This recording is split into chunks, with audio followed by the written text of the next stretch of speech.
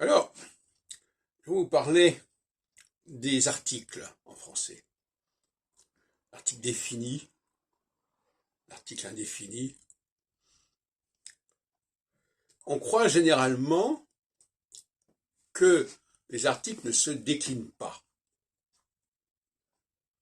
Je me souviens plus très bien de ce qu'on enseigne dans les écoles à ce niveau-là, je n'ai pas vérifié, mais apparemment, pour eux, pour les gens, quand je dis « il », c'est un article, voilà, il est tout seul. Quand je dis, voilà, là, c'est tout seul, voilà. Alors qu'en réalité, et en français en particulier, on a aussi des formes, pour employer la terminologie des déclinaisons, des formes d'accusatif et des formes de datif.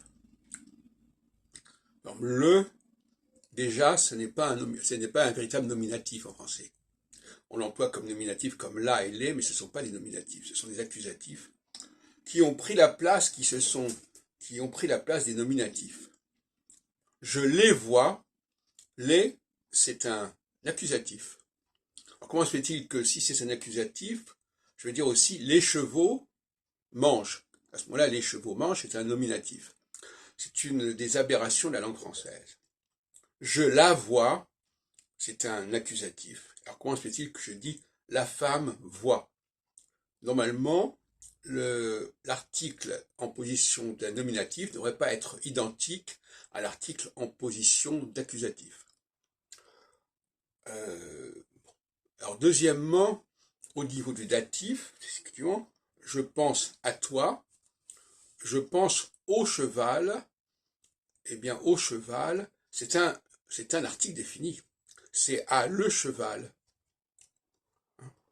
Alors je pense à la vache, je pense à le cheval, qui devient, pour des raisons qu'on a expliquées par ailleurs, au cheval.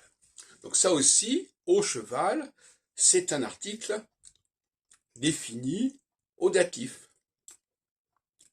Hein, et à la femme, à la maison, c'est un article défini au datif au féminin. Et au AUX, c'est un article défini au datif pluriel. C'est aussi simple que ça.